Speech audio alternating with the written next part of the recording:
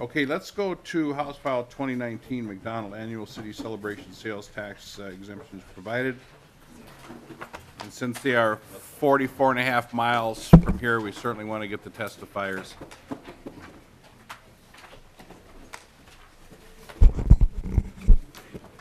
So members, it would be my intention to go with this bill, and then the lady from Hopkins will be up next, and then there is another McDonald bill.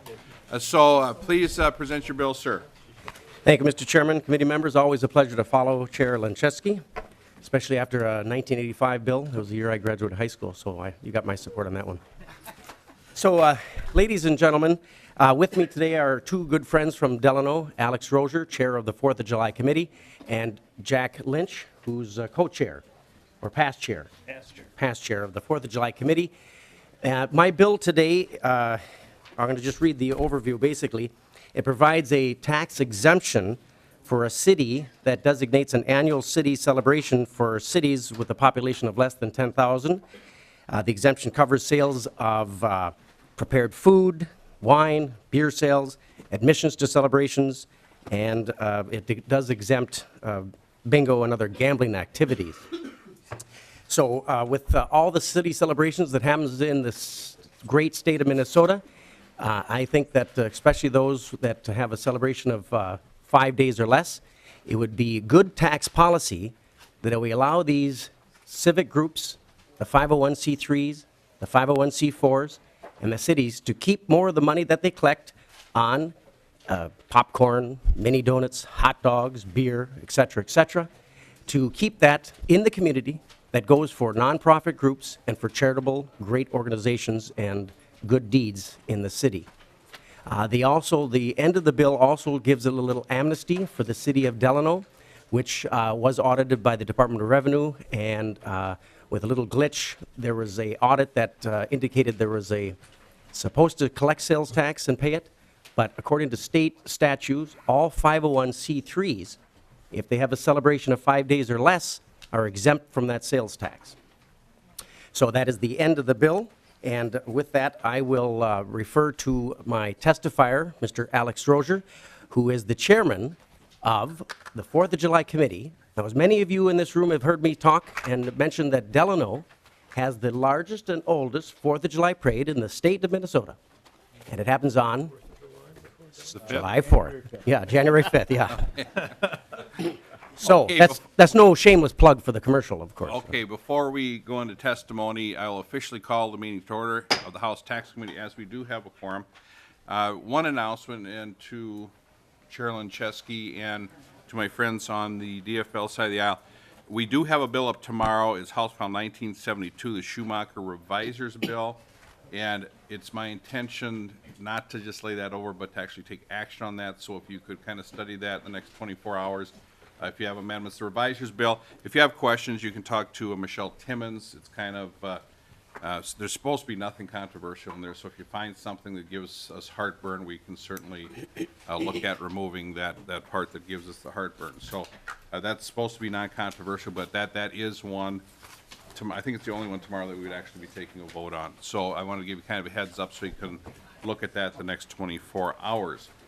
Okay, so we will finish off this bill, then it's my intention, I'm going to go to the lady from Hopkins, and then we'll be going to the Knobloch bill. Some folks have some prior commitments here, and we certainly want to try and work with authors of the bill. So, tomorrow, House File 1972, Schumacher bill, the reviser's bill. We will be looking at taking action on that. So, please state your name and who you represent for the record, please, sir. I'm Alex Roeser with the Delano 4th of July Committee. Could you please spell your last name? R-O-E-S as in Sam, E-R. Welcome to the committee, Mr. Roeser. Thank you for having us. Jack? And if you could say your name? Jack Lynch, past Chair. past chair. Did you wish to provide testimony, or are you here for questions, or what do you prefer? Either or. We'd like to testify too, if we could. You certainly can. Go ahead. The thing is in the past, I mean, I go way back when I got out of the military. The 4th of July celebration has been well over 100 years in our community. And in the last 20 years, the tax laws have seemed to have gotten a lot more confusing. We were we had an issue about 10 years ago, I'm going to say, and we ended up having the understanding that if it was not held over 4 days, that we didn't have to pay taxes. So we thought, great, we don't have to pay the taxes, we'll keep the celebration under 4 days. Well, then 2 years ago, we got audited, and they came in and said, no, you got to be paying taxes on everything. Well, number one, our event is free for the public. We don't charge anybody to come down to the park. They can enjoy our fireworks, come down, and the kids can go on some rides and things like that.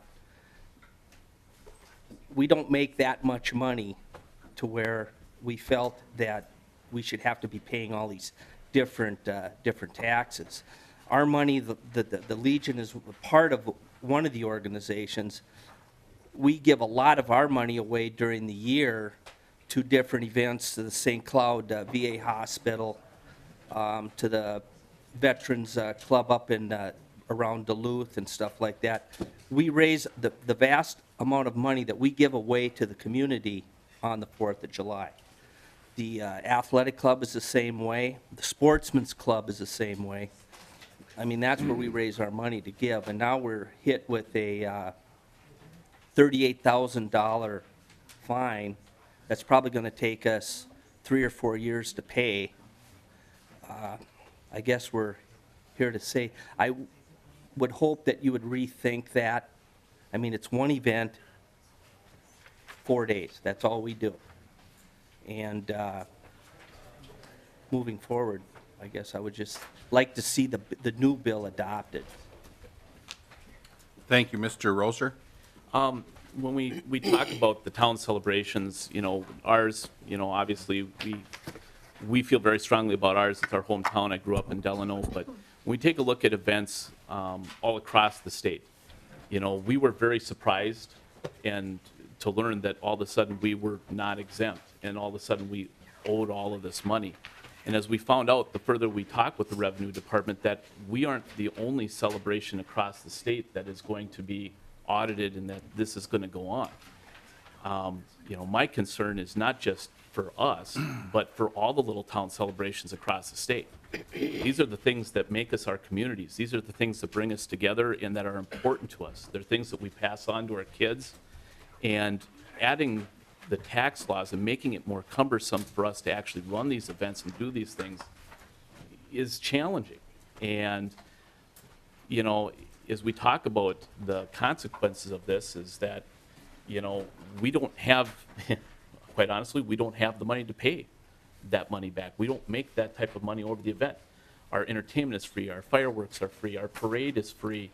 All of the different family events that we do, from our kiddie parades to everything, we do all of this, out of the proceeds from our food stands and from our beverage stands. And with that revenue going away, or being cut into, it puts a real burden into doing those things for those kids. And I know we're not the only ones in this boat. Across the state with all the different events, they're looking at the same thing. We're here today to basically say we really appreciate Representative McDonald and putting this bill out there and bringing it to your attention, and we really hope that you guys are able to include this and make a difference in all of our communities across the state. Thank you. Thank you. First of all, is there anyone in the audience wish to testify on behalf of this bill with concerns? The department? You want to go up here? Let's get the testimony on that. I have on my list, I have Chair Carlson for questions. So if you gentlemen could stick around here, there may be some questions from committee members. Please state your name and who you represent for the record, please, sir. Greetings, Mr. Chair. For the record, my name is Paul Cumings, and I'm the Tax Policy Manager at the Minnesota Department of Revenue. Welcome to the committee, sir. Thank you for the opportunity to be a resource on this bill.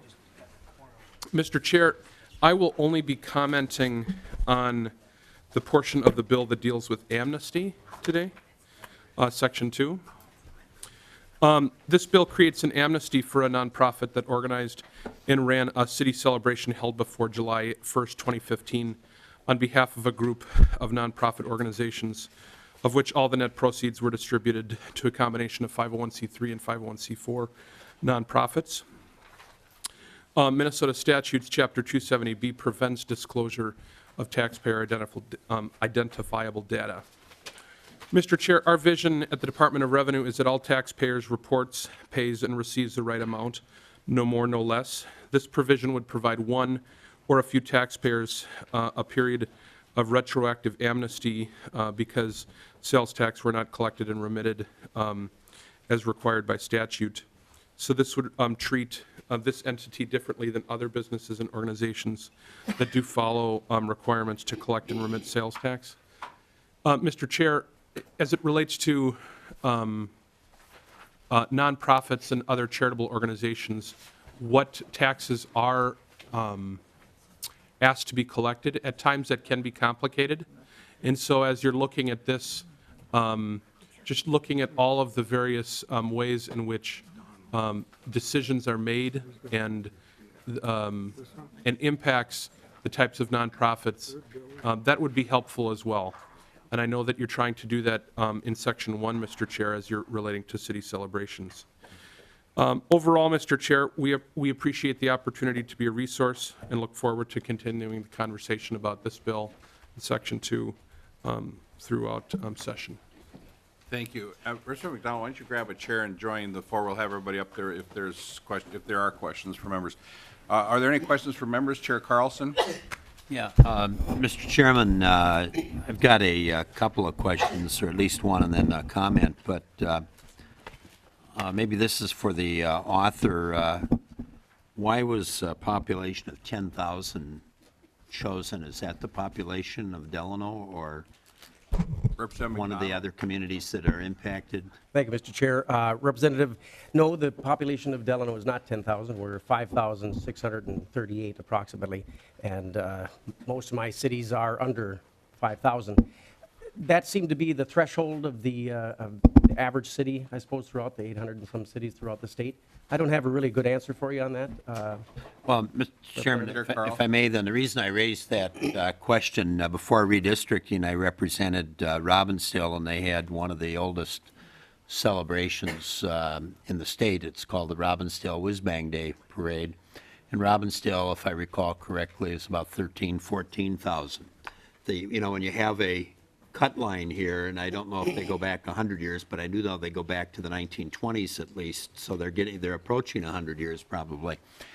And then the city of Crystal, which is a little larger than Robbinsdale, has the Crystal Frolics, and then you've got the New Hope city, which these are all relatively small suburban communities. They're not the size of, let's say, a Brooklyn Park or some of those, but they're not super large either. And when you have an arbitrary cut line like that, and I'll just focus using Robbinsdale as an example, being that I no longer represented, I don't necessarily have a vested interest other than having been the representative for 30 years. I still kind of have a fondness for them, but they're just above the cut line.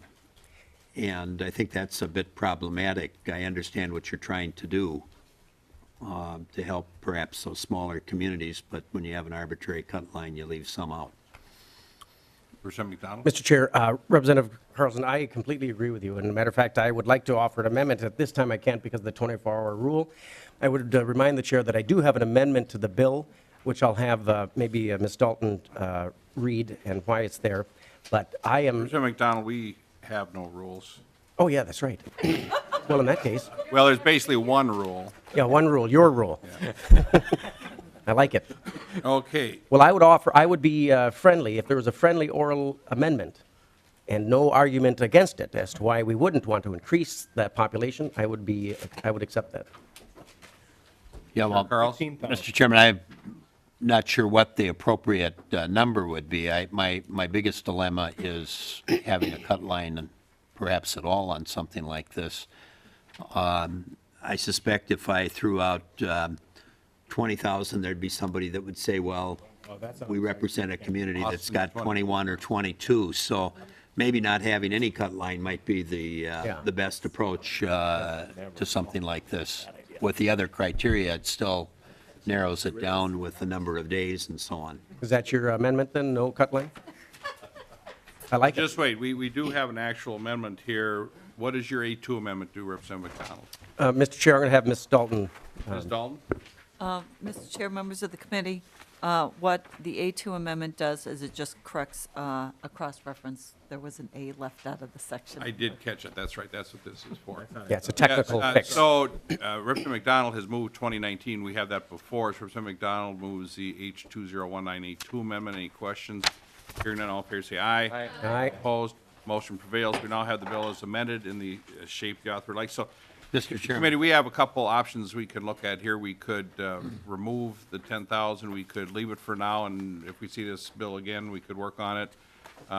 Chair Carlson. Well, with your comment there, I'd leave it to the chair. What I was going to suggest before your comment was that perhaps we could just strike the 10,000, but Well, that's if- fine. If it's fine with the author, we could do that. he seemed to be open to that. Representative McDonald? Yes, that's fine with me, Chair Carlson. Ms. And Dalton, Mr. could you Chair. read the amendment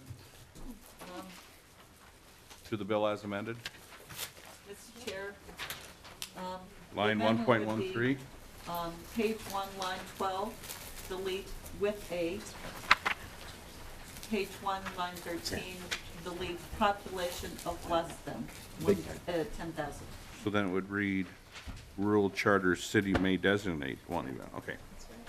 Questions to the amendment? I'll move that amendment. Mr. Representative Chairman. Carlson moves the amendment. Further discussion? Anyone from the audience wish to testify for the amendment or with concerns? Department? Chair Erickson. Thank you, Mr. Chair. Wouldn't this change the fiscal note Ms. Dahl? or the note from the Department of Revenue? Mr. Chair, Representative Erickson, yes, it would. For instance, this would now cover things like the Aquatennial or the St. Paul Winter Carnival, if they were designated as a city celebration for those cities. Or the one And those would have much larger impacts than the ones that are currently covered by the bill. Okay. Further discussion? Representative McDonald? Yes, if the Aquatennial, Minneapolis Aquatennial and the St. Paul Winter Carnival, which are great events, by the way, if they're, I believe they're more than 5 days, and if I'm incorrect, someone correct me. Mr. Chair, Representative, I stand corrected, yes, they are That's more than amazing. 5.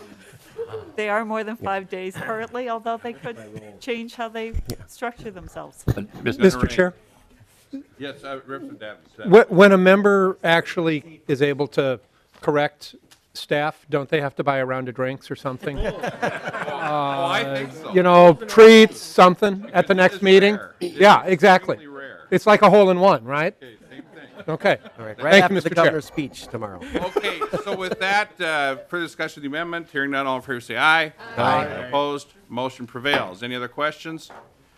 So Representative McDonald renews his motion, 20, House File, oh, I'm sorry, you're right, I'm sorry, Representative Loeffler. Well, thank you, Mr. Chair, and I supported the last amendment, and I thought it was a great idea. But I have the opposite problem, because you know what? That Aquatennial is really nice, but it is actually a regional celebration. Events take place outside of the city of Minneapolis, even though it started in the city of Minneapolis. And my problem is what you just described, Representative McDonald, in your community, is what my neighborhood festivals are. And they have raised money for scholarships for kids who can't afford to be on the local park team. They raise money to pay for the Halloween games and treats at the local park building. I live in a big city called Minneapolis, but we actually really think of ourselves as small town people, and I live in the small town of Wyndham Park. And the Wyndham Park Festival is coming up June 20th. And and it will do exactly what you're talking about. Have free activities, some entertainment, you know, there'll be a silent auction, there'll be all kinds of cheap games for kids to play and win little trinkets. You know, it's exactly what you're saying. And it really does create opportunities in the community for the rest of the year, unlike some things that are maybe more like marketing, like the Aquatennial. And so I think if this emerges in the ultimate bill, I think I would like to have an amendment that says, that recognizes the small communities that do this exact same thing. that happen to just be within the borders of a larger group. And we don't raise a lot of money, but I can tell you the scholarships that allow kids to play on the soccer team or the baseball team that come from some of our low-income families are cherished. And it's by this kind of activity that it happens. Representative Loeffler, what's the name of that event? It is Windy Fest. It used to be the Wyndham Park Ice Cream Social, and they thought that seemed a little old-fashioned, so now they rebranded. We're the Windy Fest. You know, I'm trying to memorize every high school team name, every college team name. I'm not going to do town celebration. Just not going to do it. Okay, with that, Ms. Dalton. Mr. Chair, Tommy's. Representative Loeffler, those events may already be covered. It really depends on who the money is going to. If that event is organized by a 501c3 and it is used for charitable or educational purposes, the proceeds, they already have a fundraising exemption. I think what's unusual about this city celebration, which led to this bill, was the fact that they are, the celebration is run by an organization that is made up of both 501c3s and 501c4s. And so some of the money is not used for what's allowed under the 501c3s. Some of it's used for civic activities as well. Representative Loeffler. So, well, thank you, Mr. Chair, and Ms. Dalton. Now, this doesn't raise money for the same purposes, but I have, I think, a 501c4, which is the Northeast Minneapolis Chamber of Commerce, which does organize the annual Celebrate Northeast celebration, which includes a parade. So they may not fall under that as well. So we need to do a little more research, Mr. Chair. A little more work. Any other questions for members? Okay, Representative McDonald renews his motion. House File 2019 as amended be later for possible inclusion in the omnibus tax bill. Thank you, everyone.